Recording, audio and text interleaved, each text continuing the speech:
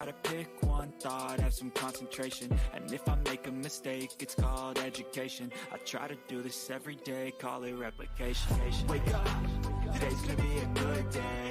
Wake up, today's gonna be a good day. Wake up, today's gonna be a good day. Wake up, today's gonna be a good day. Wake up, today's gonna be a good day. Wake up, today's gonna be a good day. Wake up, today's gonna be a good day. Wake up, today's gonna be a good day. So life ain't easy, yo, I think there's a reason, though. Ups and downs, just like every different season.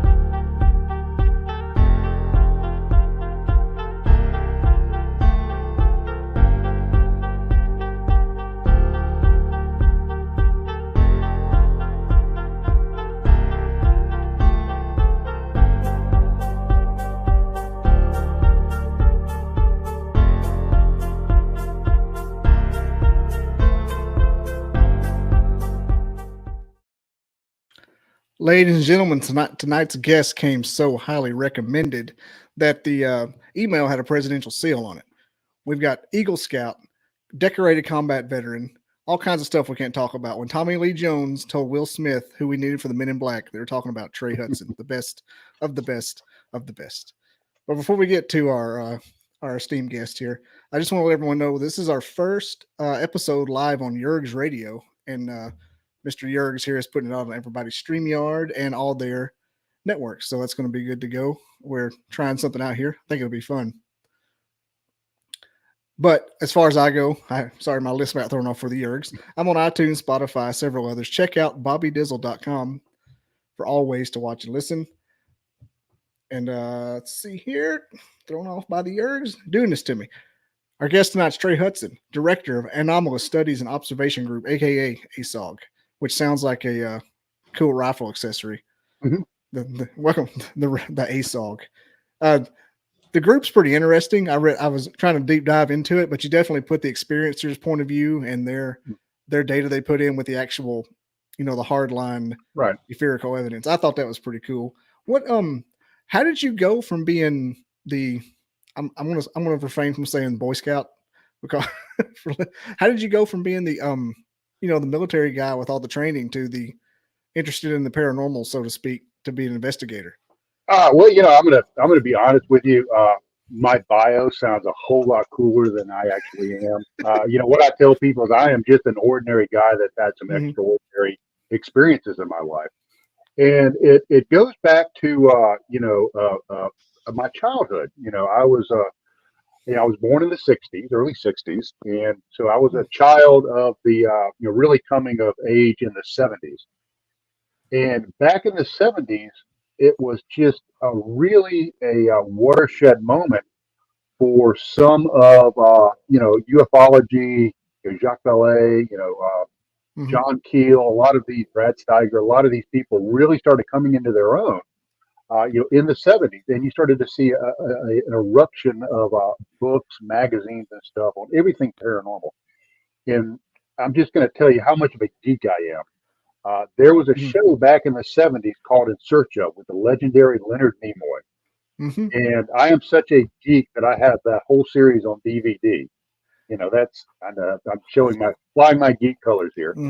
And there was also a wonderful show on CBS called Project UFO, which was kind of a highly fictionalized amalgamation of the Project Blue Book stuff, and Dr. Hynek, some of his stuff. So it was a highly fictionalized version of the Project Blue Book.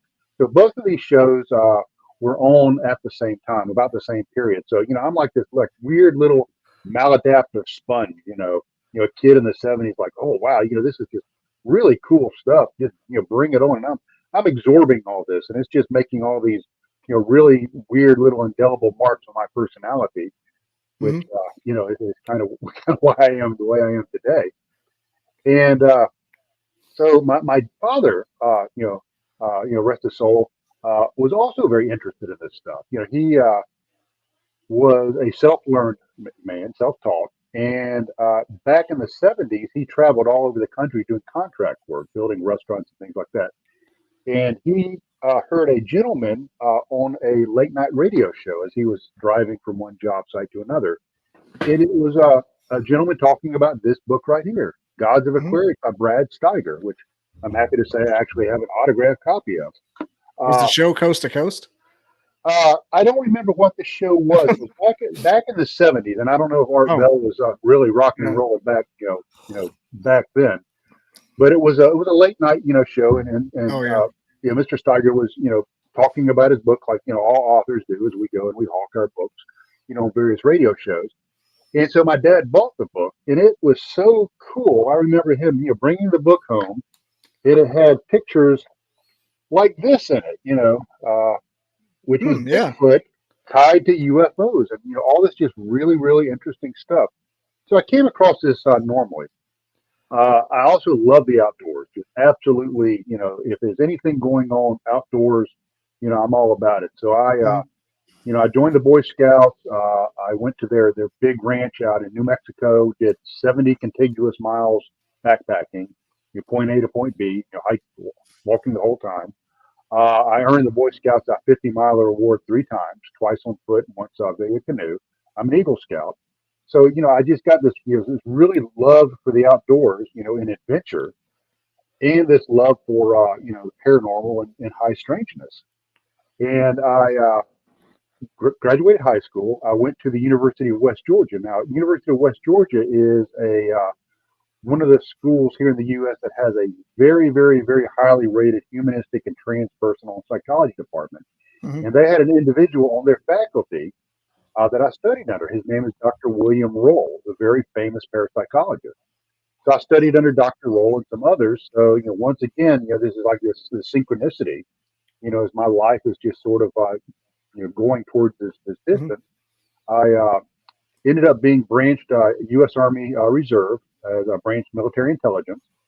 And so I went off to the intel school and, came back, got married, started my life as a civil servant, as a federal security specialist. And then doggone it, life hit me just like a 2x4 in the face, career, kids, house, mortgage, all this other crap we have to deal with. And I kind of faded out of it. I kind of had to put all my kind of cool interest on the, on the back burner because life got in the way of living, as it does with so many people. And in 2008-ish, back when, all the ghost hunting shows were real popular, I found that there was a local paranormal group, in my AO, in my area. And I sent them a resume and I said, hey, I'm interested in this stuff. I've, got a little bit of a background, academically, studying this stuff. And so I became a member of this paranormal group. The founders of that group got burned out and they left the group to me. They transferred it over to me. That was the Oxford Paranormal Society. And then the heyday of people referring haunted houses and businesses and all kind of petered out. There just wasn't a lot of people, referring that anymore. So I thought, well, let's change up the paradigm a little bit. Let's take this outside. Let's take my love for the outdoors and go and see what's outside. And I started to discover that, and I'm going to show my age. Back when I was trained as an intel officer, we had acetate overlays on maps with magic markers. That's how old school it was. And so, if you use that kind of thought process, I started to discover if you take an overlay and you put all these brown dots where you've had all the Bigfoot sightings, use like BFRO or whatever, and then you take another overlay with blue dots from like National UFO Reporting Center, MUFON or whatever, and then you take the folkloric overlay, which is ghost stuff, paranormal.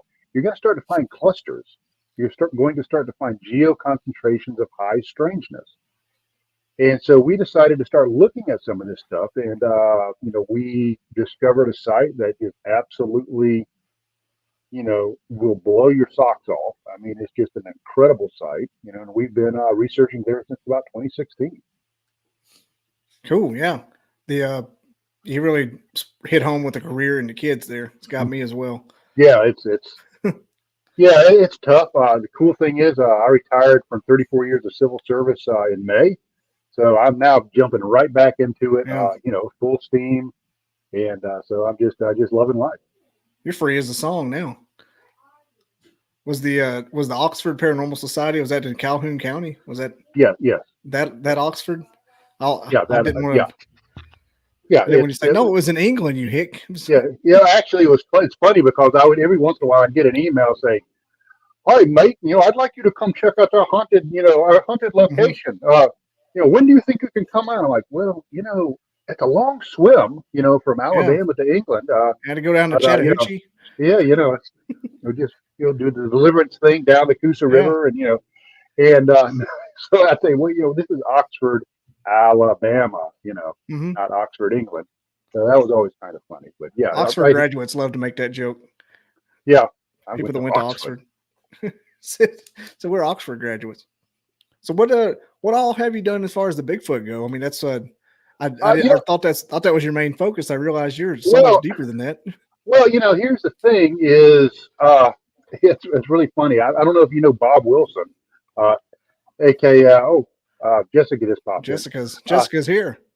Yeah, is Bob Wilson, who was aka Grumpy from the TV show Bigfoot is Real. That was, I think, on Discovery.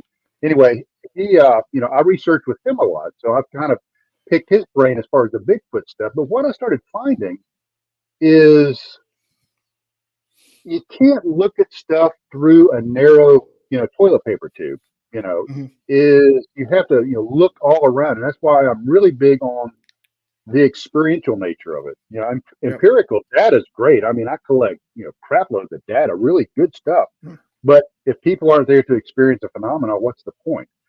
So what I started discovering is, I'm a MUFON field investigator. So, if I look at stuff from the MUFON thing, then I'm missing out on maybe the paranormal stuff and, the Bigfoot stuff. Or if I look at it through the very narrow optics of just Bigfoot, then I'm missing out on UFOs and ghosts. And vice versa. If I'm just looking at ghosts, then I ignore all this other stuff. So what I've become basically is a weird crapologist. If it's weird crap, I'm going to look at it, and I'm going to look at it holistically. I'm not going to try to, pigeonhole phenomena into certain, areas. I'm going to what happened, what does the data show, what does the experience show, and let it happen as it happens. Delve into and embrace the experiential nature of the phenomenon. And what I found is when I started looking at things like that, is these things seem to be interconnected. And it's funny because I was at a Bigfoot conference in Georgia, one of the first ones I ever went to, and I had on a T-shirt that said something about paranormal, whatever. And all the Bigfoot guys are kind of giving me the stink eye. This like in 2013, they're kind of like. This back before that was cool to talk about. Yeah, what's that ghost guy doing here? He gets to go eat his corn dog over there in the corner, not here with us cool kids. They're still worshiping Jane Goodall at that point. Yeah, and Gigantopithecus, that's what it's all about. There's no bones for that one either, by the way. Yeah, no, there's not. Let's not go into that. And so they were kind of giving me the stink eye, and which I thought was kind of funny. And then during the break, they would all kind of look around and kind of creep over to me. And I go, "Hey, I don't want anyone to see me talking to you, but let me tell you what happened. We had these orbs popping out while we were doing Bigfoot research, and we saw a UFO. And I mean, it wasn't just one or two people; it was quite a few people. And now that people are starting to open up their minds, and open up the possibilities of other experiences, I think the practitioners, the researchers, and the folks that are really doing this work, I think it's going to expand exponentially. On our understanding, maybe not our total understanding, but at least we will know maybe some of the proper questions to ask, and we can get closer to the truth, whatever that is. And so that's kind of the way we approach it. And our results, without sounding full of hubris, I think our results speak for themselves. Jessica says she was there. She witnessed the whole thing. Oh yeah, absolutely. I mean, and that's the cool thing is, I tell people about our research is it's not, one or two guys, taking a leak on the backside of the trailer park. Yeah, I'm back there taking a whiz with Bub and "Oh, he saw a lizard man come up out of the woods," you know. And Saw a lizard taking a leak. yeah, Like what you did there. yeah, a lizard man. Yeah, folks, I'll be on stage all week. You know, just make sure you tip your wait staff. Tip your waitress. But try the fish. Yeah, but we had like tons of people that experience this thing. And then what I tell folks is it's not just the experiences we have, but it's the quality of the experiencers. We have like a dozen people that experience this phenomenon at our site. And we have Glenn's background, former flight medic and all that. Yeah. We have former military, former cops, lots of emergency medical people. I've heard. And all these people, and they're all experiencing the same thing. So it's it's just been a hell of a ride. It really has. And we're going to ride this train as long as we can and gather as much data as possible. It's definitely a cool one to be on. I didn't know really I was getting on a train until I started asking around. All of a sudden, wow, I guess I'm kind of getting into this community I didn't even know existed. Yeah, and it's kind of funny because you look at your ticket and like, I don't remember my ticket saying anything about this place, but here I am. So let's just sit down and enjoy it.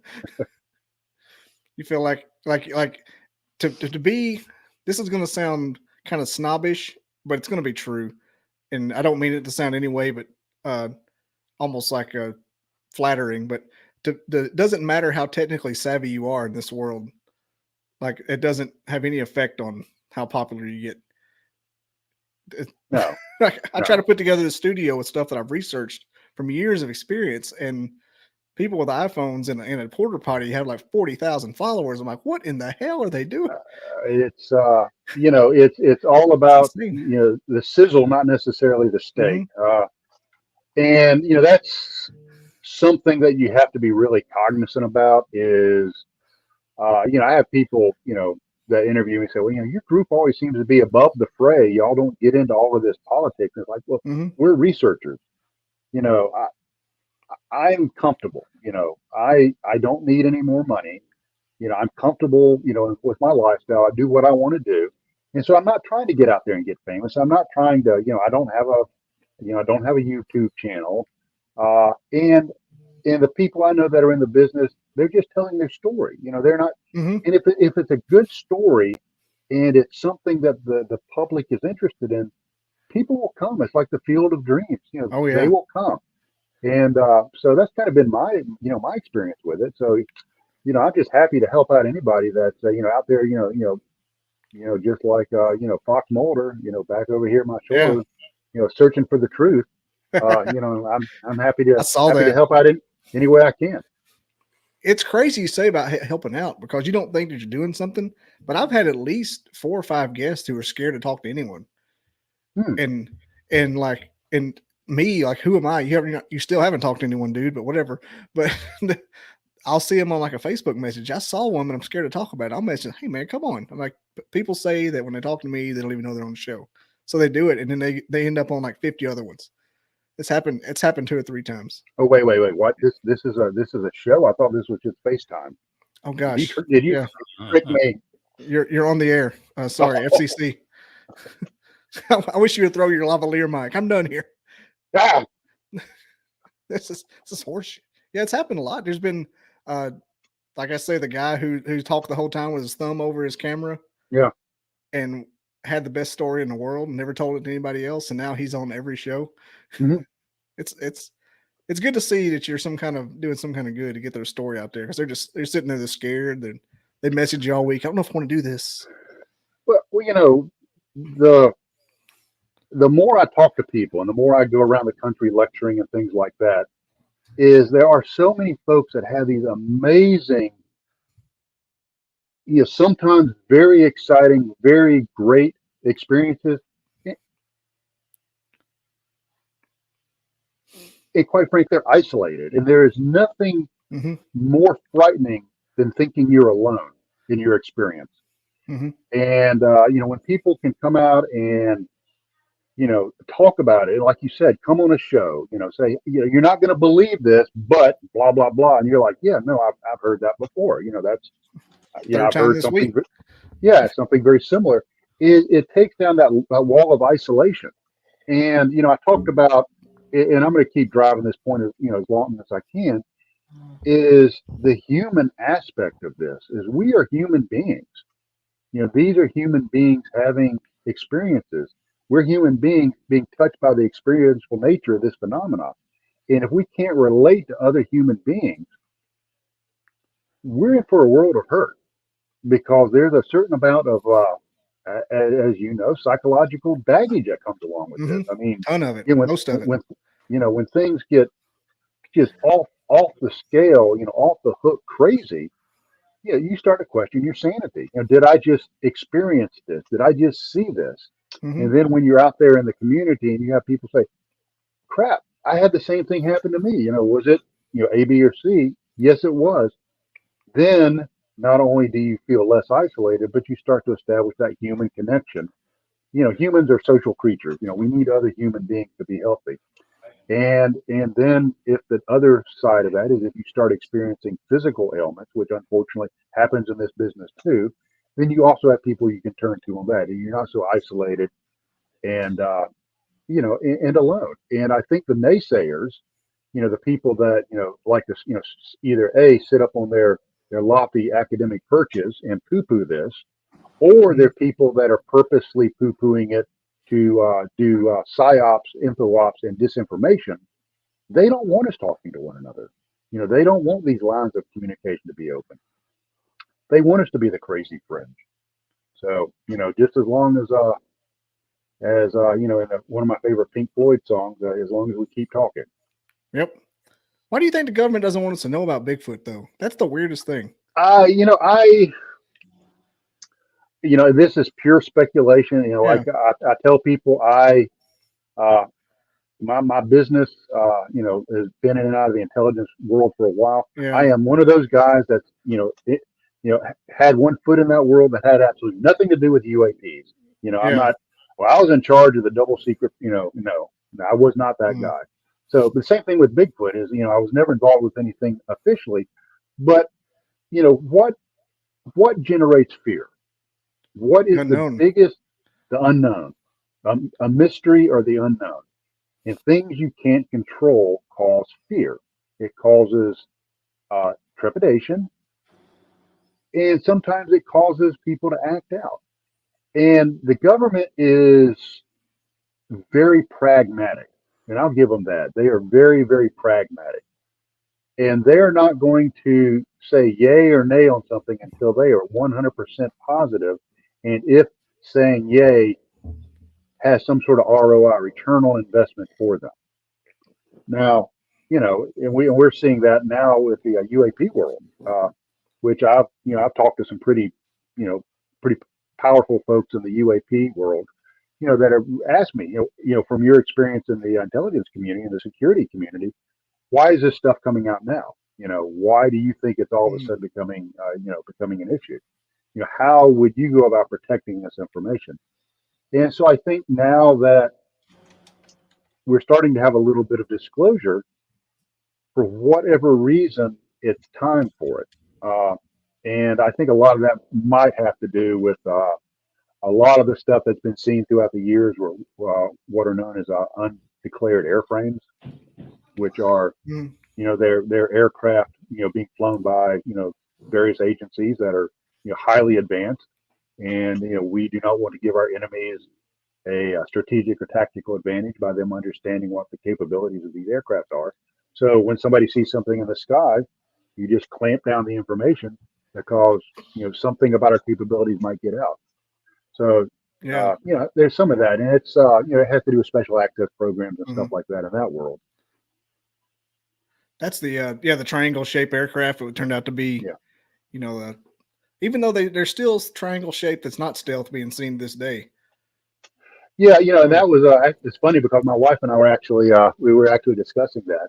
Uh, there are some talks, and I've heard it for years. Now, of course, this is unofficial. I'm not read in, or never have been read into anything that involves that particular type of stuff. Is there's been some talks about triangular craft that have some sort of gravity nullification Mhm. technology. I'm not a physicist, so I don't know what that would look like. That can glide very silently. These craft supposedly are very large. Uh, and I'll give you an example of something sort of like that. That's a real world example. You've heard of the F-117 stealth fighter, the Nighthawk, I'm Mhm. sure, right? Yeah, Okay. the new one. Well, no, actually the old one that came out Oh, the like, old one. I thought yeah, they had yeah, a new one. yeah, they do. Type thing. Yeah, yeah. But the old F-117 is that Okay. Yeah. first made its debut quasi publicly during the invasion of Panama. Really Yeah. became public during Desert Storm in 1991 ish, Yeah. somewhere around there. What a lot of people don't realize is that airframe was actually an operational airframe back into the 70s. Is there was a squadron out of the uh, Tampa test range, I believe, and I'm recalling this from memory, that was actually flying operational missions back into the 70s. And they had a cover for this squadron that flew these aircraft. So people were seeing these triangular shaped aircraft, out in that area. And they were operational airframes that were flying actual operational missions that wasn't actually disclosed until the 90s. So, what's flying around in our skies right now that's operational that, Yeah. is being, is tamped down under the cover of secrecy and security, which I think for good reason. So I think there's Mhm. technologies out there that would absolutely blow people's minds that just, they just can't even imagine the stuff that's out there. So, I think that's a lot of, unacknowledged airframes out there flying around. Now, the Bigfoot thing, Yeah. I think, I have to wonder if, U.S. Fish and Wildlife hasn't looked at that and said, how do we, how do we manage this? And do we acknowledge it? Do we not acknowledge it? Do we just, stick our fingers in our ears, Yeah. and go la la la la anytime somebody mentions, Sasquatch? I think we have precedent for that. An excellent precedent is, here in the state of Alabama, is the panther population. Yep. There are the agencies here will swear up and down that we do not have a sizable panther population in this state, and I'm here to tell you we do, They'll get because on the I know radio and argue about it. do what? They'll get on the radio and argue about it. It happens 2 or 3 times a year. Yeah, I have a friend of mine. I'm not going to talk about which agency he works for, but he had access to some CCTV uh, feeds from a camera somewhere, and there was a one lane flat top road leading up to this secure asset, and he has footage that he showed me of a panther crossing this one laned access road, and it was almost as long as the doggone road. It was almost as wide, huge thing. And but yet you go to the Alabama Department of Natural Resources and they'll say, no, no, no, we don't have a Yep. sizable, cat population in this Was it state. the Black Panther or like the standard mountain lion? It was like a standard mouse. It was kind of tawny Oh, colored, yeah. tannish colored. And I talked to military folks, on installations here in this state, who have seen them, very late at night, with their spotlights and their night vision.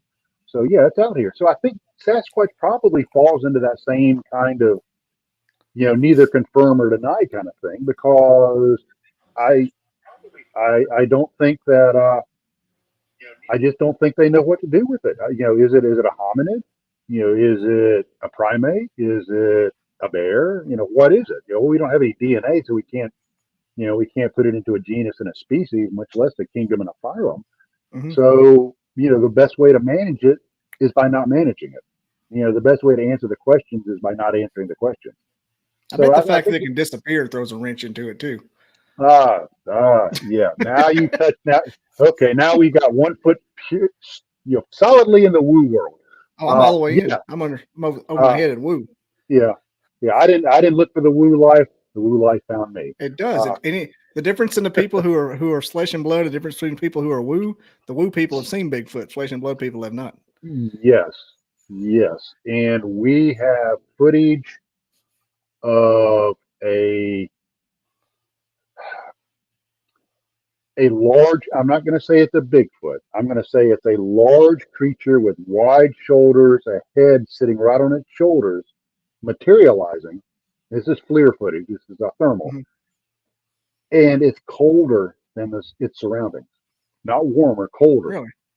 Yeah, which is crazy. It's really weird. And it's standing there just sort of, doing this back and forth. I have a researcher, a good friend of mine that researches in our area too, that has footage of a creature that's semi-translucent on the thermal that's running across the forest, gets to a tree, and never comes out of the other side. Just disappears, and it's gone. It's like some Plenty of Looney stuff. Tunes. Yeah, I mean, it's like, and of course you have, Jan McAvee, Bruce McAvee's wife talks about the predator, kind of thing that she saw when she was hunting. So, yeah, it's definitely out there. And I think, and I go back to what I said earlier, I think this stuff is all connected. I think the UFOs are connected to the Bigfoot, which is connected to the ghost, they're all facets of the same diamond, and we can't just discount it. We can't say, okay, I was out researching Sasquatch and I saw an orb. But since that doesn't fit into my worldview of Gigantopithecus, I'm just going to ignore it. That's stupid. I mean, that's just I love silly. how bothered you are by Gigantopithecus. I just went on a rant about it last week. I mean, I think Gigantopithecus was, I have a minor in anthropology. I think Gigantopithecus is a real creature that did exist in prehistoric times. I think the molars that were found in China were part of a giant upright ape. What we're experiencing today, I do not think are Gigantopithecus. Is it not funny to you that their explanation to a real Bigfoot also has no bones or evidence? And that's that makes me so happy. I laugh so hard at that. I'm like, you don't have any evidence either, motherfucker. Yeah, no, I mean you don't. But the thing is, I'm an elk hunter. I hunt out west. I don't run across elk carcasses. Yeah. You just don't. Here, traipsing around the woods, in my neck of the woods, I don't run across deer carcasses. Animals need calcium. So they're, the mice and squirrels and everything are, constantly eating the carcasses. And there's a famous, and I'd have to find it, it's actual footage of a white-tailed deer eating another white-tailed deer's carcass. I've seen that. Pulling the calcium from the bones. So it's like nibbling on the bones a little bit. Yeah, nibbling on the bones. It's the same thing as if you go up to the University of Tennessee in Knoxville to their body farm. The animals that nibble the calcium off of the bones of a decayed human being. It's entirely reasonable that there's not a bone type evidence. Orthopedic type evidence. With the bones. But however, there may be fossilized evidence, that's where you get into, Australopithecus africanus, Homo erectus, Homo habilis, and all of that stuff. Is there's a unique condition that fossilized, their bones, very, very precise, unique set of circumstances, environmental circumstances that allow those bones to be fossilized. So, when you're talking about a population of a creature, like Sasquatch, that might be, in the thousands or tens of thousands, the odds of us, as low ranging as humans are, we don't range 50 miles, in a month, moving from point A to point B. We're pretty sedentary. Mm-hmm. The odds of us finding something is pretty remote if the body wasn't eaten by creatures, and if the body is physical as we understand things. Does it force ghosts when they die? We don't know. Yeah. So, is it something that's interdimensional that when it winks into existence, does whatever it needs to do, and then winks out of existence? Mm-hmm. You say he thinks religion plays a huge role in the cover up of the paranormal, interdimensional concepts. Yeah. Yeah, I mean, and that's true, and that's something that we have to be careful about. I talked about our toilet paper tubes, and when I do this lecture, I've got a picture on one slide, a picture of the Mona Lisa, and I've got a bunch of guys looking through toilet paper tubes, and one has a shirt that says religion, and one has a shirt that says science, and one has a shirt that says personal point of view, and we have to take those blinders down and look at the whole thing. I'm pretty open. I have a pretty strong religious belief system, but I don't let it blind me. Whatever put us here, gave us these wonderful minds to question things and to look at things and explore things and talk to each other and look up at the sky at night and wonder. And wouldn't it be horrible if we weren't allowed to do that? if that sense of wonder was taken away from us. And there's some of those religious sects that make that a sin almost, like the wondering outside the box. Yeah. I couldn't stand it if I couldn't. Well, I was raised Catholic. My grandmother said you can think about that stuff because it's what we're supposed to do. Yeah. It was kind of funny because my is a local newspaper did like a whole half page thing on me, some of my research and all, and my one of the elders put it up on the church bulletin board because they were proud of it. Like, oh look, this is one of our guys. There's it's never put blinders, never voluntarily put blinders on yourself. I mean, it's one thing if you're stuck in a culture or society and you have blinders on and you don't know it. That's one thing, but never take them and put them on yourself. And you end up causing yourself more harm than good. Yeah. What's this? How does Trent manage his previously? What happened to my? Trey. Trey. Who is Trent? Yeah, that's my secret name. No, is security clearance? That's a good question. Is actually is I had a security clearance up until May when I retired, and there was never any conflict with it. And I was a security manager for a while, and I know I'm sure you kind of know how that works. When you get a clearance, you have a security manager, and that person does your reinvestigations and all of that. Now that they've gone to continuous vetting, it's a little bit different, but it's really never been an issue. The funny thing is I was working with a program, and I had several counterintelligence agents that would support my program, and they would come down about once a month or so, and we would discuss programmatic stuff and threats to the program and all of this, and they thought it was the coolest thing. And there's a counterintelligence agent, I'm not going to tell you where he's out of, that actually has an autographed copy of my book. He bought a copy. He goes, "Oh, hey, found this for me. This is so cool." So yeah, no, it's never been a conflict. It's really interesting is nobody has ever been officially interested in what I do. It's interesting, other than people just having a personal interest and thinking it's kind of unique. But yeah, I knew the answer to that question. I'm yeah, living that right now. Yeah, there's 13, and I can get into this because I was a security manager, but there's 13 factors of PDI, potentially derogatory information, and researching paranormal is not one of them. Yeah, I was going to say there's a lot more that they care more about than that. Yeah. As someone that, I'm in the same boat. I'm not going to say anything else, but yeah, it's not paranormal's not the least of their worries. Oh, he talks to dead people as long as it's not in Iraq. Yeah. Well, yeah, and you kind of know you kind of know this is, when you get into trouble, if you do something naughty, you have to go and report it to somebody. Yep. I was that guy. I was the guy that would sit on the other side of the desk and say, "Yeah, we got to report this up to the central adjudication." Drinking and driving. It's always a DUI. Yeah. Bankruptcy. And bankruptcy's financial a lot too. Here we go. As a former wildlife officer, I can attest the official denial protocol. First cougar attack in Shelby County, Tennessee in 1971. 7 plaster casts of cougar tracks.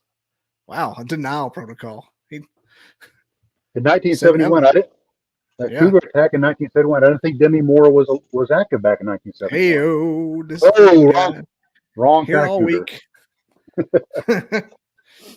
Rest in peace, Betty White. Yep. Martha Stewart. Yeah, I mean, but yeah, I mean, it's official denial is probably the easiest route to go. Just when in doubt, pretend it doesn't exist. By the way, Ernie, got your Fort Duffield shirt on. Ernie down there, Ernie Pack, he preserving a Fort Duffield up in West Point, Kentucky. Sold me this shirt last week. Only cost me $115. I mean, hot thing is a Fort Duffield. Yeah, Fort Duffield is a cool place. Looks like a little entrenchment. The earth is half the dirt. I mean the earth is half the fort. So it's kind of a series of earthworks. Mm-hmm. Yep, like a giant mole came through and it went through. I think I saw that movie. It was made back in the 1950s. Radiation and Moles, something like that. There's that giant rat in the Stephen King movie. Yeah. We're talking about SR-71 Blackbird. Yeah, we got one of those here in Huntsville. Yep. Yep. I've been up there and seen it. Those things are crazy. Every time I go there, I go by there every morning. That's not even a thing. I see the blackbird every single day. I still want to stop and take a picture. I used to have it in my intro. And that's a cool thing. That's a great segue. Is talking about the SR-71. If you look at the Y-12 Ox Cart program, which was the CIA program that eventually became the SR-71, Mhm. and how that program was kept under wraps for years, and that was an operational airframe that was flying reconnaissance missions all over the world. And if there's something that needs to be covered up, for security purposes, they can do that. I get a kick out of this when people say, the government can't keep a secret. Yeah, no, trust me, the government can keep a secret. Absolutely, the government can keep a secret for a very long time. And even if it doesn't even need to be kept half the time. Yes, and the people that come out and say, well, I'm going to be a whistleblower. I'm going to tell you about this, top secret /SCI or top secret /SAP program. It's like, yeah, no. If you're read into those programs, you do not talk about them ever, ever, ever. I've never, it's always like you just said, the documentaries have a guy that they're coming forward. I'm like, yeah, they'd go to prison after it was over. Yeah, no. I mean, there was maybe stuff on their deathbed. When I went to the Intel school back in the 80s, there was stuff that I'm pretty sure has been declassified. Certain agencies and stuff and their capability. I still don't talk about it. Even it's not worth it. Even here in 2023, I still am like, I'm not even going to go there. So, yeah, always take a lot of things with a grain of salt, definitely. Especially the guys who are like in their 50s and they're saying they saw it. Like, dude, they can go to prison for the next 30 years. Yeah. Now the guy who was half dead, looking like Jabba the Hutt, laid on his bed holding pictures of UFOs up, I believe that guy over. Yeah. The other ones, he didn't have anything to live for. He was done. And I have to wonder about some of this stuff that's coming out now is that not sanctioned disclosure? Mr. Grouch, who came out here about a month and a half ago. He's going about it the right way. I think the stuff that he was talking about, was sanctioned. He was authorized to talk about it. So it's an interesting time to be alive. I mentioned earlier I was the kid watching the UFO documentaries on TV and stuff like that, and now we're actually seeing disclosure. We have governmental agencies saying, we've got stuff that's flying in non-ballistic patterns that are it has transmedium nature. They can go from water to air, air to water, vice versa. And I'm seeing this in my lifetime. I never thought I'd see that. So it's a neat time to be alive, and it's a neat time to be, in this business, this high strangeness research business, because I think the best is yet to come. I sure hope that's our technology if it's not little green men. Yeah, who knows? I think it would be crazy if you like if shit did hit the fan and then they just brought all that stuff out all at once and ended it. Like, yeah, I think I think we have capabilities that blow people's minds.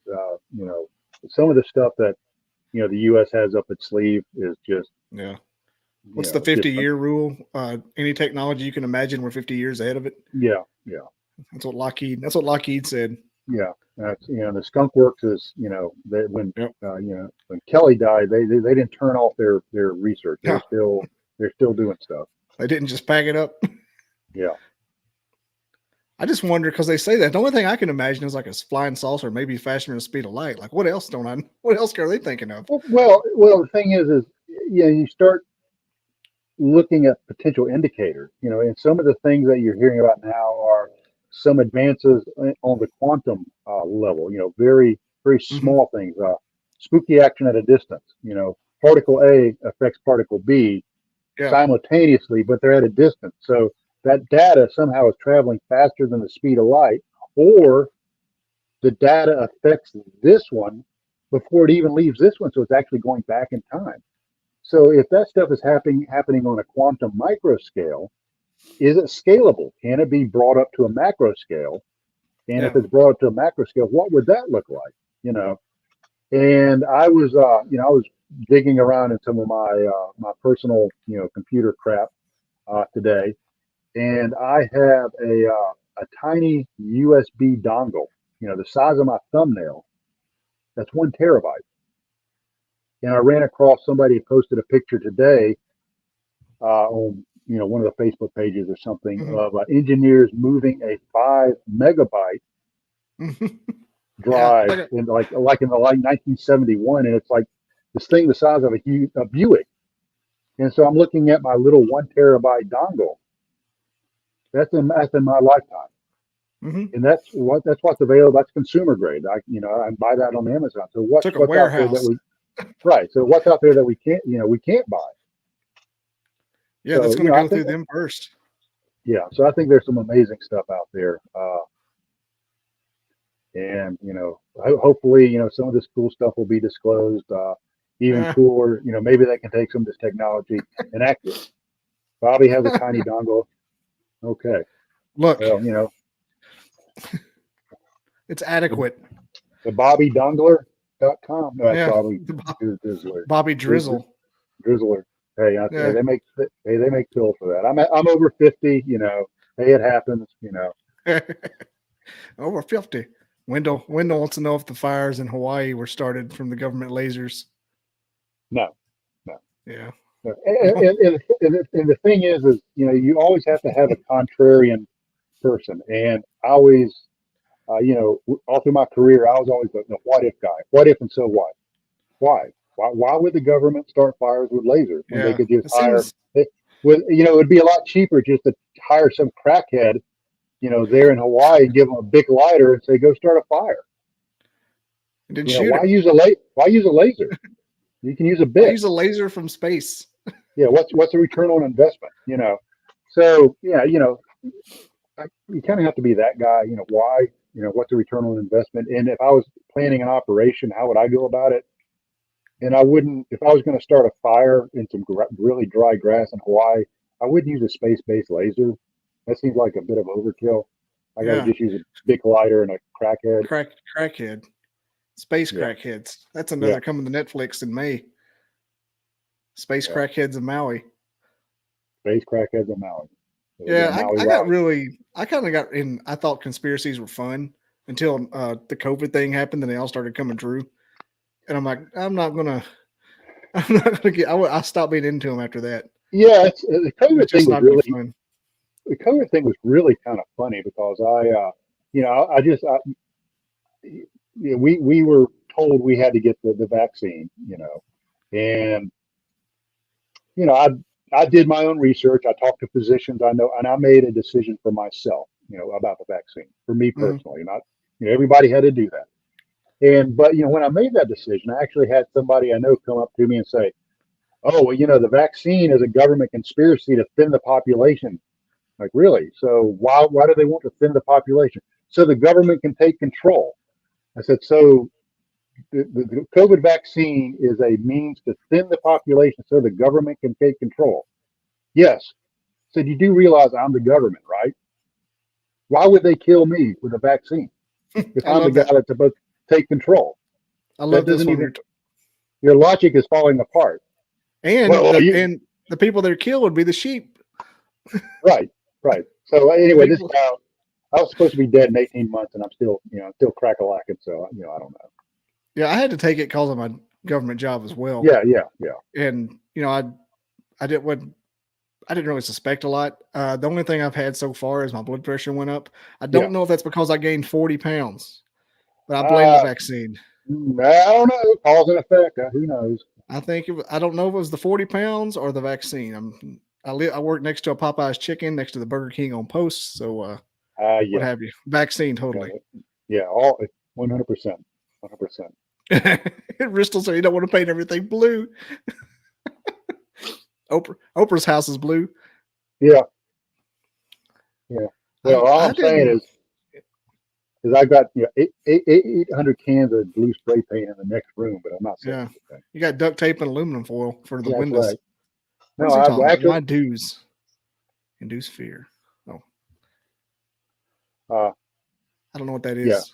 Yeah. I think that's dues. I used to be distant early warning radars, which were over the horizon radars. Now, so maybe that's what the do is. wonder who said that. When I'm posting to my private group, it comes up as Facebook user, like some kind of creepy, some kind of creeper. Let me see who that was. That doesn't matter. We had another question up here. I don't want to bounce around on the subject, but it seems like it's working out so far. My man Lionel wanted to know what your best piece of Bigfoot evidence you've gotten so far. There we go. A best piece of Bigfoot evidence so far. And let me preface this: I am not primarily a Bigfoot guy. Yeah. I'm just not. Probably the best evidence that we've had is we've had some howls. We've had, and this is kind of interesting too, is one of my research partners. She and I heard samurai chatter. That like Ron Moorhead, Sierra Sounds kind of stuff. That kind of that kind of low mumbling. And then we had the FLIR footage, or FLIR image. And while we're talking about it, I think I've got a picture of it here in my book. I'll just pull it up real quick, just show people what I'm talking. Yeah, there we go. I don't know if y'all can see that. That outline. Figure, right? Yeah. And that thing was colder than the surroundings. So, you talked about earlier, are these things physical? Why would something manifest that's colder than its surroundings? Now we look at the other side of the same coin. In paranormal experiences, people talk about ghosts always being corresponding with a cold spot. Mm-hmm. So, there's something about energy, being absorbed, the temperature dropping when things manifest. So I thought it was interesting that this area has a very rich history of Sasquatch, where we do our research a lot. I mean, a buttload of them. And so we captured something on our thermal manifesting that looks like a Sasquatch, but is a colder temperature than its surroundings, which is interesting because that's also the way people explain and describe ghost encounters as being colder. That's what I was thinking when you said that. I'm like, it does sound. It's definitely not a real thing, or a real thing like we would say it's real. Oh, I think it's a real. Yeah, it's not like a physical, like a human pumping 98.6. Yeah. I couldn't find the words there. Yeah. It's crazy. Maybe let me ask this next follow-up question. Did you keep the FLIR on it, and did it ever turn red? Or no, what we did is we were using. I'm trying to remember. I have to go back and look at it. We were using either white or black palette for heat. Yeah. And it just stayed that constant temperature, and it just sort of shifted back and forth. It was weird. Just and that was during a time that we had a lot of crazy activity going on. That particular evening. Mm-hmm. Just I mean, you name it. We've had people are gonna say think I'm crazy here, but we've had portals. We've had entities, things that are man-sized. I'm not necessarily going to say man-shaped, but man-sized. Maybe 1 meter wide, about 2 meters tall. Heat signatures that don't correspond with any known locations of our teammates, because we're real picky about. Everybody has a radio. We have a operational plan when we go out. Nobody moves off station without permission. We have a operational commander who's in charge of the whole outing for the week or whatever. And then we have a tactical commander that's in charge of what's going on in the field at that particular time. Nobody gets off station without permission from either the operational or tactical commander. So we have these entities, these heat signatures. Now, a Bigfoot guy would look at these heat signatures and say, oh, well, those are two Bigfoots. A ghost guy would say, well, no, those are two ghosts. And a ufologist would say, no, those are obviously two aliens. We've had UFO sightings here. What if it's all of them and none of them? It sounds like your religion science guy again. Yeah. So, we've had that stuff go on. And I think they're all facets of the same diamond. And, it's one of those places, Glenn can tell you this. Jessica was just on here. She's witnessed all of this. It pretty much is everything that Skinwalker Ranch has going on, less Travis Taylor. We don't have Travis Taylor, but no, I'm kidding. He's up here. Yeah, I know. And so, we have a lot of the same kind of stuff going on in our area. So it's just really a fun ride. Yeah, I've heard a couple stories before about the orbs turning into Bigfoot. Yeah, And yeah. start crunching. The orbs start crunching, and all of a sudden the body forms.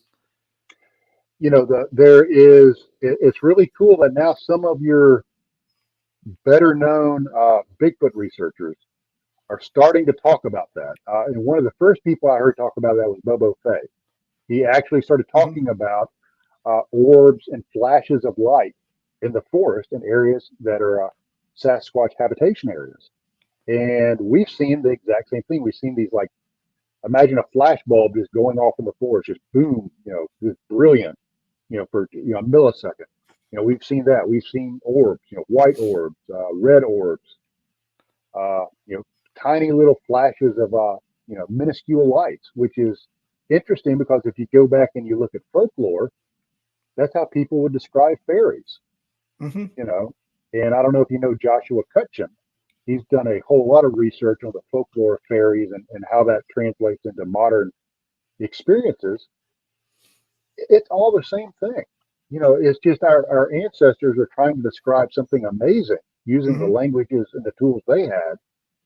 And, if we look at their accounts with an open mind and our accounts with an open mind, you start seeing, these overlaps, that it's the same phenomena. It's just we're using different language to describe it. It's like when my grandfather used to describe how a computer worked. It's like this. It's like the same thing. The doohickey. The doohickey. When I was going through the Intel school, we were studying radio propagation. How radio works, and FM technically stands for frequency modulation. Mm-hmm. But our instructor said all you need to know is it's just F and magic. FM. Yep. It's friggin' magic. Auto magic. So, and sometimes when the IT guys would come into my office, it was just F and magic. That I got anything to work. Windows 11, yeah, it's magic. I don't know. It is magic. Wish they quit talking about magic. What is this here? Had somebody talking about Agenda 21, global elites, global depopulation, something about Hulk Hogan, NWO. Yeah, I mean, I guess. They're not doing a very good job of it. Well, yeah, I mean, world population is pretty out of control right now. As far as that, and I'm not going to be, I believe in preparedness anyway. I think people should be prepared for anything. Here, and I don't know how long you've lived in Alabama, but back in '93, we had a doggone blizzard. I mean, like a no kidding blizzard. Like 24 inches of snow.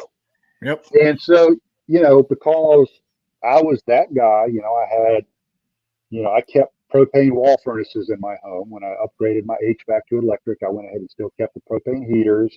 I have a well, I have a generator and a way to draw water. I have a ham radio, I have all this stuff. So I was prepared for it. So, the planning aspect of that is, that's always a good idea. I've lived in Alabama since '83. I was here, man.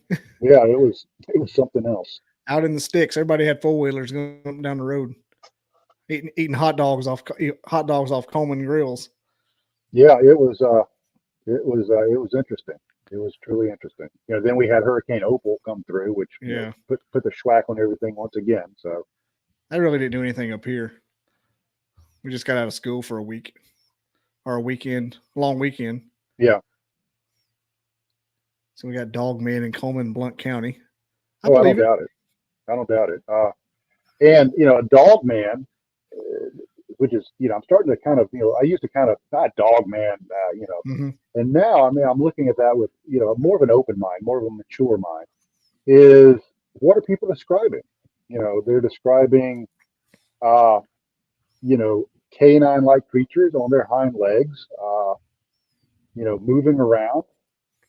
And so you go back to your folklore and you have, people talk about lycanthropes, werewolves.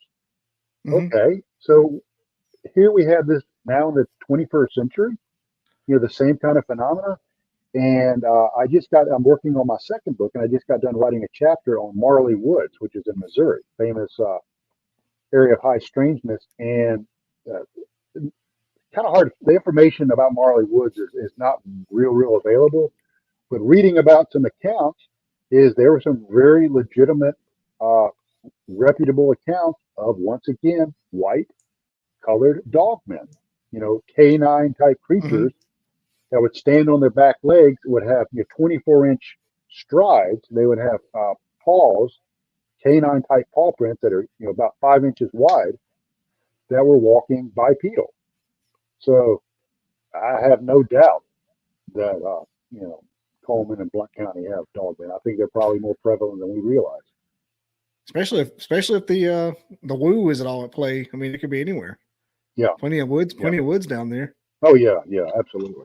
Have you ever seen the Netflix show Fear and Love and Robots?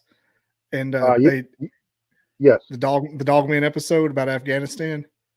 I did not see the Afghanistan episode. Yeah. I did not see Dogman when I was in Afghanistan. This is about Marine super soldiers. Yeah, it's a good episode. It's again one of the insurgents was a dogman as well, and they had to find him. Mm-hmm. And ended up being that's a good episode. I think that sounds familiar. I think I've watched a little bit of that. Yeah, those are really short. That's a fun one though. They start calling each other. They start calling them flea bags in the mess hall. Get out of here, flea bag. Distant early warning. Maybe an EMF thing causes fear and reaction. All right. Yeah. Danny wants to see the cover of your book. Oh.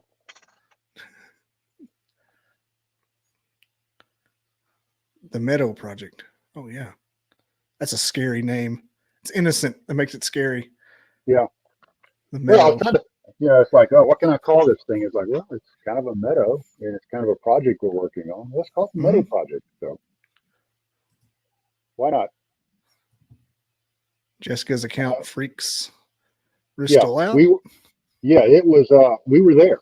We have footage of that. It was absolutely one of the strangest, craziest accounts.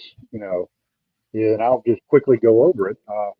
Jessica talks about that, and she's had a lot of our team members on her show, the Cryptid Huntress. Is we were set up, in this area. We had 3 teams, 3 2-man teams set up in this field, in this meadow, and equipped with night vision and thermal. And then there's a ridge just to the north of this site. And we were going to have a 3-person team, run across the top of this ridge. And if there was anything below them, they would force whatever it was down into the meadow so they could be filmed and captured on thermal and night vision. And you also had a high ground. You could see what's going on down below us. So I was on the 3-man team that was up on top of the ridge. So we're moving across the top of the ridge. We get to the extreme west end of the meadow, and we've been seeing deer and stuff on our thermals, down there below. And we saw these 2 heat signatures that were about, like I said, about 2 meters tall, about 1 meter wide, about man-sized. That did not correspond with any of our team members. And the weird thing is we have the clear footage of these things being tall, then shrinking to half their size, being tall, shrinking, turning into 1, and then turning into 2, and then disappearing. And so it's like, well, that's special. That's not something you see every day. Nope. And so about the time that happened is we got a call from one of our teams in the extreme west end of the meadow,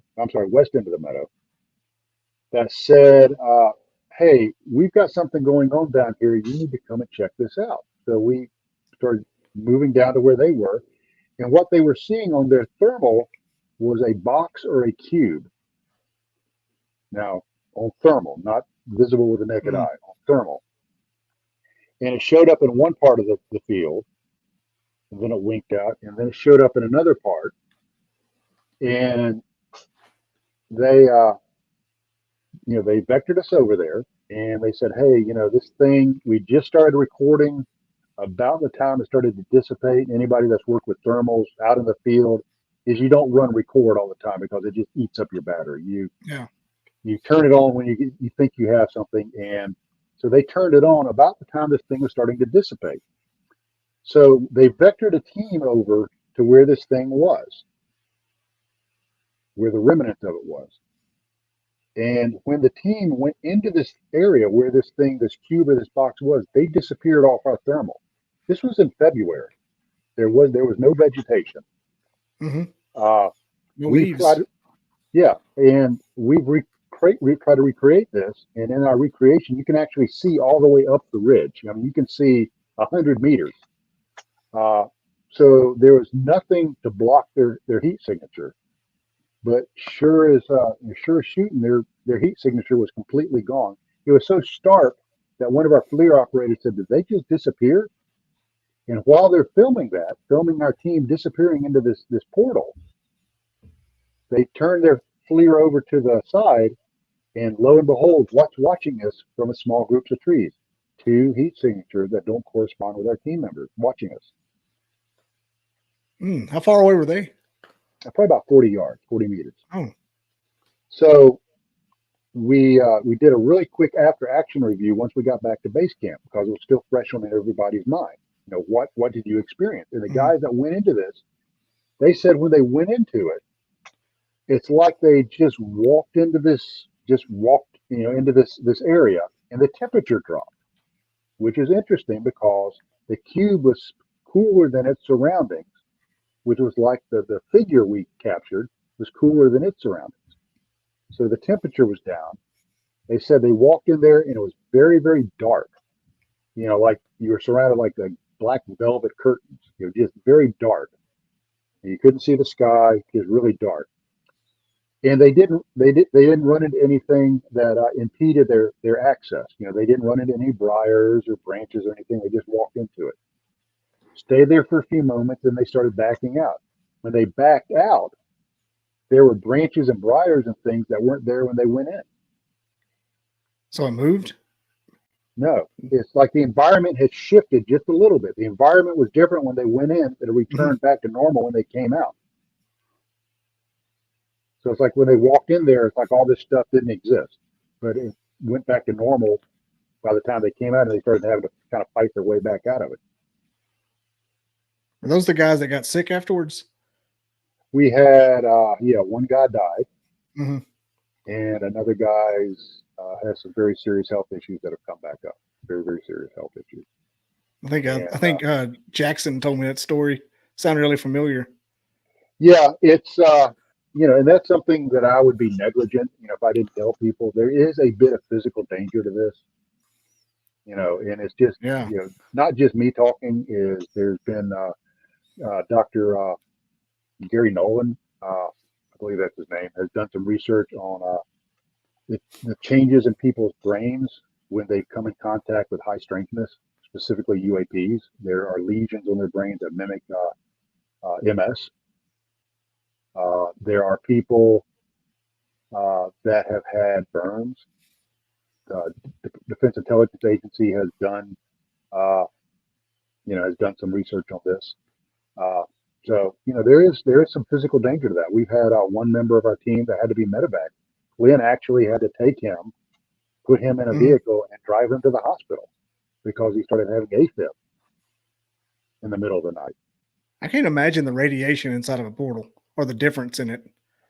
Well, it's different. What we're using is, now that we're using Geiger counters, we're picking up little tiny spikes of radiation. Nothing, empirically dangerous in and of itself. But we've had some weird stuff happen. We were back at base camp. Let me back up. We had an individual back at base camp watching the fort, running our radio net. And we were back out at the meadow. And while he was at base camp, where we were that particular time, about 30 yards away from where we were camped, there was a gravel road, a chert road. And that very distinctive sound that a vehicle makes as it drives down a chert road. Well, he heard something that sounded like that kind of crunching movement sound past the base camp, but he saw no lights. This was in the middle of the night. His Geiger counter spiked from a background radiation of 0.06 microsieverts per hour to 0.66 microsieverts per hour. the radiation spike, whatever it was that passed by that base camp moved without light. We tried to do an experiment, and I actually used my Gen 3 night vision there Mm-hmm. to see if you could drive down this road with night vision on. And what we found out is if you go in a normal vehicle, all your very, very dim instrument clusters will reflect off of your windshield and blind you. You can't It's like see a beacon. you can't see through the windshield to drive. So why would, even if there was somebody driving around in the middle of the forest at night using Gen 3 night vision, why would they be there, and why would it cause a radiation spike? So, that's, Crazy. and I had a incident of extreme disorientation very close to where this box was, this cube was. This was, about a year or two later. And when I became extremely disoriented, we had a radiation spike of 0.33 microsieverts per hour. So, this radiation spike coincided with my disorientation. And if I hadn't had a team member with me with radio contact to base camp, I could have been one of David Paulides' missing 401 chapters. I was about to say, you sound like you're getting taken. Yeah. So it's a weird area. It's a weird area for sure. Ristel said that they actually see the portal as it walked in, or just a change of environment that made them back out. Just a change of environment. It was only visible on thermal. Now, when they went into it, they detected a drop in temperature. But as far as actually seeing it with the naked eye, no, it was only on thermal. Man, yeah, that's. What's the other thing that? No, I can't believe I thought of that. There's a clip about if Andy's toys talk to him. If the toys talk to you in the Toy Story universe, you get cancer immediately and die in 6 months. and there's a clip that Andy saw Sid playing with the toys. Secretly, his whole life has been angry that the toys won't talk to him because he was good to them. Right. And he threatens the toys to talk to him because he started killing Rex and the dog. And Woody said, "We were protecting you, Andy. Now you have cancer." And it shows his funeral in the next thing. I'm like, oh my God. when he talk about the portals like that, that's what it reminded me of. It's kind of a morbid clip. Yeah, it is. And I don't know. You just have to be really careful. Really pay attention to your health on this. Yeah. The radiation we're detecting, like I said, is not dangerous levels. Yeah. It's not a ton, but it's a little bit noticeable. But what else is going on? What else? How else is your body being changed? There's all kinds of phenomenology that can change you. There's something called the Frey effect, Frey, and that happens at about 1.3 gigahertz. Is you start having audible hallucinations when you're hit with microwave radiation. And there's something called the Havana effect, where our diplomats and intelligence agents have been hit by some sort of something that causes changes in their brain. And there's some speculation that it's similar to the Frey effect, that it's microwave radiation in the 1.3 to 1.9 gigahertz range. They're directed weapons. So that's like a secret weapon, isn't it? I mean, somebody's hiding it in a hotel room. There's I don't want to cross into something I can't really talk about, but it's okay. It's okay. There are scientific experiments and there's scientific facts that directed microwave energy can cause physiological changes. I'll just leave it at that. Yeah, my mom and my grandmother went down to Cuba right after they cleared it to Havana effect. They're all, don't get down there and get sick and freak out from it or something. If you start having a headache and pee on yourself, probably time to come home. Yeah. Or order another drink. Order either that or a place infested with Bigfoot and infrasound. Yeah. Well, that's another thing. You talk about infrasound. People talk about being zapped. That infrasound. There are certain frequencies that I can turn on my cell phone, and depending on your age, it is absolutely unbearable. Younger people, certain frequencies really bother them, where people my age, we've lost hearing and we can't detect that frequency. So that doesn't mean it doesn't exist just because we can't detect it. And that's not telling how high it can go either. Right. And that's a really interesting illustrative point. Is just because we can't detect something doesn't mean it doesn't exist. You know, I can turn on, like I said, a frequency on my cell phone. It would bother you. I can't hear it, and it would drive you absolutely batshit crazy because it's so annoying. But to me, it doesn't exist. And that doesn't mean I'm crazy or you're crazy. That just means we have different perceptions of the same phenomenon. I don't know. I try those on my kids all the time, and I can't hear them. Like, turn it off. Turn it off. I used to do that to my kids. Is I would just, they said, "Oh, what's that horrible noise? What are you talking about?" They go, "Mom, make them turn it off." She goes, "I don't hear anything." Makes the inside of your eardrums itch. Like, yeah. Yeah. I don't know how good my hearing is. I guess it's okay.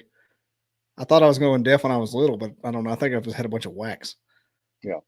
I had to get it flushed out.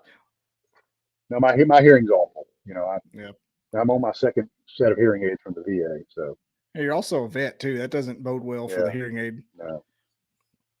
Well, do we have any other questions from the audience? We got a good bit here tonight. Yergs, what is the? I guess we're going to wrap up here in a second. What is the protocol to wrap up, or to just end and say best of luck? He's back there. He's asleep. Cut to the board. Oh, let's see if we have any more. But yeah, man, that was a good show. Besides the Bigfoot, what's your favorite phenomenon? Yeah, man, that was a good show. The portals are great. I mean, it's just, but they're so fleeting. They're so hard to really capture. Orbs are fun. Orbs are fun. I mean, they're just really neat. You know, when you see them, it's really cool. And we're starting to have some strange phenomenon now where it's almost like you've heard of dream speak, you know, where, you know, people that, you know, or do Sasquatch, they'll have stuff implanted in them. Is, you know, we're starting to have people get visions and stuff, you know, while they're asleep in this area, which is really weird. So, you know, people, you know, wake up and say, you know, had a dream, does this mean anything? And you're like, holy crap, you know, are you sure you knew nothing about? No, I didn't know anything about this. So it's the phenomena is evolving. You know, when it used to be one thing, you know, now it's evolving to people being physically touched, you know, people being communicated with during their dreams. And so, you know, I don't know if that's a, you know, artifact of us becoming more mature, you know, with the location and the site, that the phenomena is changing and communicating with us in a different way. You know, we're doing some Estes protocol, which is a something out of the ghost world. We've had some amazing results with that. So, you know, we just keep throwing the spaghetti to see what sticks on the wall. But I like you know, the Estes thing. Yeah, it's crazy. I mean, we've had just some uncanny. You can't argue with it either. No, it's blind. It's a blind test. Yeah. People say words like dream, Abraham Lincoln, you know, random things, and you find out the other person in the other room is talking about who was the president when you were alive. Yep. Yeah, we had a independent film crew come out with. As a matter of fact, you might be familiar with the independent film, The Legend of the Downey Booger. I think I've heard of it. Greg Ogles and his team, they came out. And, I've heard the name Greg Ogles. Yeah, we had a SD session that freaked some people out so bad they refused to return to the site. They're like, yeah, no, we're never going back there. Never. Yeah, I don't know how. I have never experienced anything like that, so I don't know how I'd feel. Yeah, but I can imagine. I don't blame them, to be honest. Yeah. Well, Trey, it's been a good show. You've been really informative and cooperative in your hostage situation you've been in, and you get to see your kids again. Congratulations. Yeah, well, they're both grown and don't live with me, so if they're in the house waiting for me, that would be kind of a cool trick. This is weird. Dad, we need to talk to you. Yeah, I've just been distracting you this whole time to set up an intervention. They're like, Dad, do you have some bail money? Dad, Bigfoot's not real, Dad. Yeah. Let's see. Yergs is back. I look forward to checking out your podcast tomorrow. All right, Ross. What do we do? Well, thank you, Bristol, and thank you, Trey. That was my one channel that we were also broadcasting to the Talk TV 24. That's the one that's the sister channel to yours. So I'm the one that screwed up your name by multitasking here at the station. I had something else going on. That's no problem, Russell. That's no problem. I kind of thought it was. Yeah, exactly. Well played. Look here, Rudy. Look here, Rudy. Yeah, nicely done. Yeah, well, that's all right. Last night I was Howard Stern. You sound just like him, by the way. And I switched to Howard Byrne. Yeah, but Trey, no, if you very get a chance to listen to Glenn's show last night, it was crazy. We all had Halloween costumes on. I was a lobster. His antennas kept getting in his way too. It did. I had fun. That was a country song. That was a country song that was famous a few years ago, wasn't it? Yep. I had a girl, a lobster, and then a flounder. Yeah, it was. Flounder. Now flounder. A lobster and then a flounder. Okay, yeah. No. I'll be here all week, folks. Yeah. The jokes have been on point tonight. Oh man. Yeah, but I'll go ahead and wrap it up traditionally if that's how you want to do it.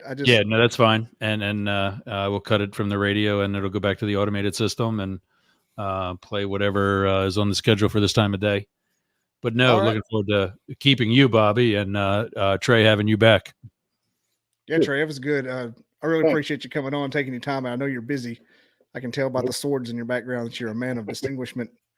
I don't know about that. I have many fine katanas. All right. We'll go ahead and wrap up. Thanks, everybody, for watching. People on Yergs, BobbyDizzle.com. People on BobbyDizzle.com. Yergs.com. Meet in the middle. Shake hands, And Trey, thanks again. And we're going to go to a countdown. Thanks for watching, peeps.